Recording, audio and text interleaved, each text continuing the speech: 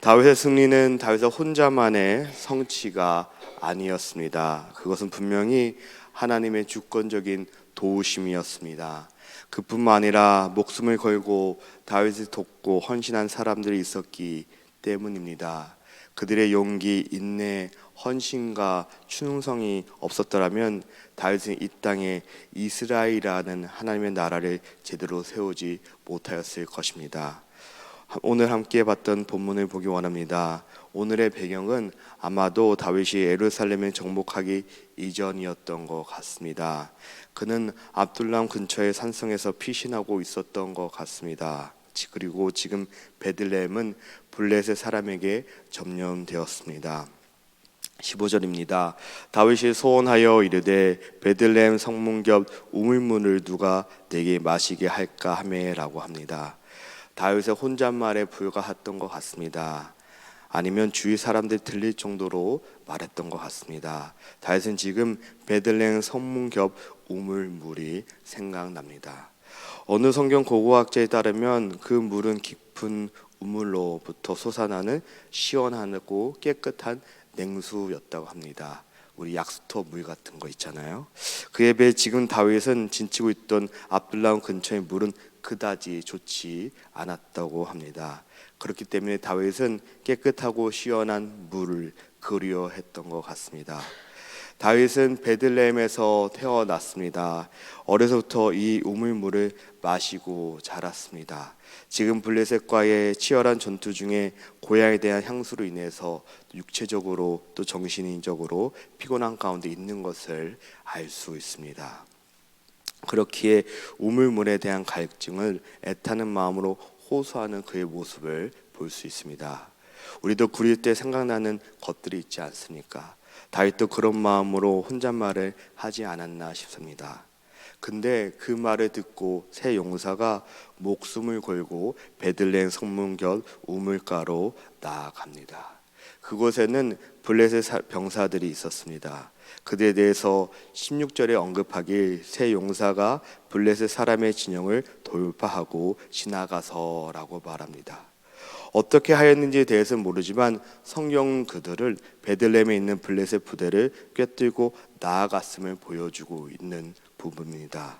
그들은 목숨을 내놓고 다윗이 말한 물을 구하러 갔던 것을 알 수 있습니다.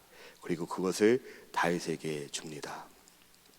사무엘서 저자는 다윗이 그 물을 벌컥벌컥 시원하게 마셨다라고 말하고 있지 않습니다. 성경은 다윗이 마시기를 기뻐하지 아니하고 그 물을 여호와께 부어드리며 라고 기록합니다. 다윗은 그의 용사들이 그가 그렇게 원하였던 베들레헴 성문교 우물물을 가지고 왔는데 마시지 않았던 것을 말하고 있습니다. 왜 그랬을까요? 다윗은 이 물의 의미를 알았던 것 같습니다. 그들의 목숨을 걸고 가졌던 그 물은 더 이상 물이 아닙니다. 그것은 용사들의 피와 같은 다름없는 핏값으로 가져온 것이기 때문입니다. 그리하여 다윗은 부하들의 목숨과 같은 그 물을 마시지 않고 온전히 하나님께 부어드린 것입니다. 즉 하나님께 바친 것입니다. 그의 행동에 대해서 17절에 이르되 여호와여 내가 나를 위하여 결단코 이런 일을 하지 아니하리이다. 이는 목숨을 걸고 갔던 사람들의 피가 아니니까 하고 마시기를 즐겨하지 아니하니라. 세 용사가 이런 일을 행하였더라. 먼저 다윗은 자신의 경솔함을 깨달았던 것 같습니다. 그 입에서 나온 말 한마디 때문에 그의 충성스러운 부하들은 생명을 걸고 적들이 있는 베들레헴으로 나아간 것입니다. 그것을 알기에 한 방울도 축내지 않고 하나님께 헌납하였던 것입니다. 다윗은 사람의 생명을 결탄코 헛되이 허비되어서는 안 된다는 것을 알았던 사람입니다. 모든 희생의 생명의 주인이신 하나님께 드려야 하는 것을, 그리고 어떠한 생명도 자신의 욕구를 충족해서 희생되어서는 안 된다는 것을 알고 있었습니다. 그렇기에 더 이상 물이 아닌 것입니다. 세 용사가 생명을 걸고 가져온 그들의 핏값인 것입니다. 용사들이 다윗에게 충성을 바쳤듯 다윗도 그들을 전심으로 아끼고 있는 것을 알 수 있습니다. 결국 하나님의 나라를 이루는 데 있어서는 서로를 존귀하게 여기는 것입니다. 서로를 사랑하고 아끼고 상할 위계질서에 따라 움직이는 것이 아니라 다윗을 사랑하는 마음, 또 다윗은 용사들을 사랑하는 마음으로 함께 하나 되어 나아가는 것을 알 수 있는 것입니다. 이어서 성경은 32목으로 불린 37명의 명단을 제시하고 있습니다. 그 중에는 아비새와 시위대장이었던 분이야처럼 용맹스러웠던 사람들도 있었습니다. 아비새에 말하기에는 그는 창으로 300명을 죽일 정도로 뛰어난 용사였다고 합니다. 분이야도 대단하였습니다. 모압의 두 용사를 죽였던 사람입니다. 사자를 쳐 죽였고 막대기로 상대를 죽이기도 하였습니다. 무공이 대단했던 사람입니다. 다윗은 그를 시위대장으로 삼았던 것을 볼 수 있습니다. 그 외에 출신지별로 구분하여서 30명의 용사를 기록합니다. 그들은 앞서 언급하였던 첫째 3인과 또 둘째 3인에 비해선 조금 부족할 수 있습니다. 하지만 다윗은 군대 중에서 뛰어난 무용과 기백 그리고 충성을 갖춘 정예의 용사들 집단이었습니다. 즉 이들은 다윗의 병사들 중에서도 대단한 용사들이었던 것을 알 수 있습니다. 저자는 명단을 통해서 다양한 지파와 다양한 지역에서 나온 용사들을 볼 수 있습니다. 그들은 출신과 배경이 다르지만 하나님 나라를 위한 같은 목적이 있었습니다. 한 목적 아래 하나 되어지는 것을 알 수 있는 부분입니다. 다윗은 그들이 어떠한 지역과 차별과 출신의 차별을 하지 않았던 것을 볼 수 있습니다. 서로를 아껴주고 존중해주고 그들의 은사에 따른 역할을 주었던 것을 성경은 말하고 있습니다. 그런데 이 명단을 자세히 보면 흥미로운 부분이 있습니다. 그것은 요압의 이름이 없다는 것입니다. 요압은 다윗이 사울에게 쫓겼을 때부터 다윗을 도와줬던 사람임을 우리는 알 수 있습니다. 다윗을 위해 굳은 일을 도맡아 했던 사람입니다. 그런데 그가 왜 여기 없는 것일까요? 그 이유는 명단에 적힌 사람들의 이름의 특성을 보면 조심스럽게 축축해 볼 수 있습니다. 그들은 자기 이름이 드러나지도 알려지지도 않고 묵묵히 맡은 일을 감당하였던 사람입니다.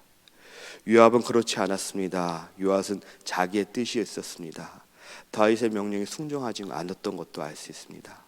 또 다윗이 죽자 요압은 왕권을 노리는 아도니아를 지지하는 모의에도 함께하였던 것입니다. 이렇게 요압은 여러 가지 사건을 통해 알 수 있듯이 그 안에 욕심이 있었던 사람입니다. 그렇기에 아마 이 명단에 들어있지 않았나 추측해 봅니다. 또 한 가지는 명단의 마지막으로 기록된 사람입니다. 39절에 햇사람 우리아라입니다. 다윗은 밧세바의 죄를 범한 후 감치려고 다윗에 의해 전쟁터에 소환되어서 집에 왔습니다. 그러나 우리아는 전쟁 중에 동료들을 생각하면서 자신만 편하게 지내지 않겠다 했던 사람입니다. 참 충성스러운 용사였습니다.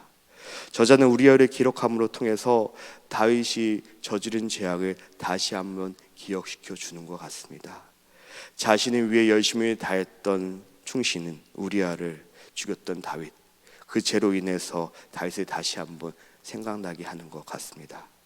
오늘 본문을 통해서 다윗의 용사들의 명단과 그들의 행한 길들을 기록하고 있습니다.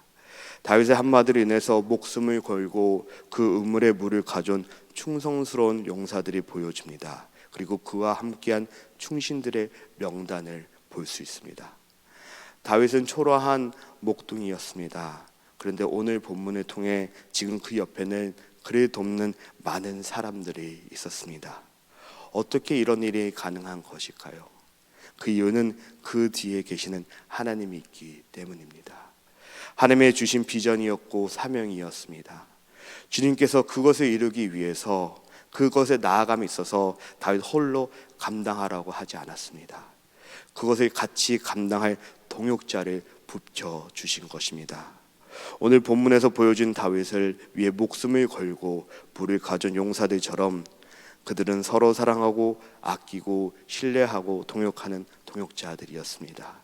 그렇기에 주 안에서 아름다운 동역이 이루어질 때 주님의 공동체가 세워지는 것입니다. 사랑하는 한미교회 성도 여러분, 우리도 그런 관계였으면 좋겠습니다.